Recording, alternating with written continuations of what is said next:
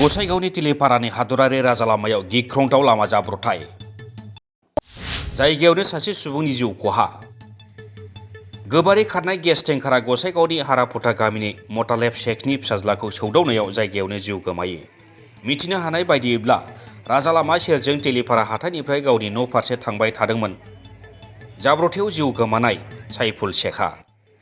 AS-01DD-0153 नम्बरनि टेंकारा उनथिंजायनिफ्राय सौग्रावनायनि जाउनावनो साइफुल शेख मुंनि सेंग्राया जिउ गोमायो।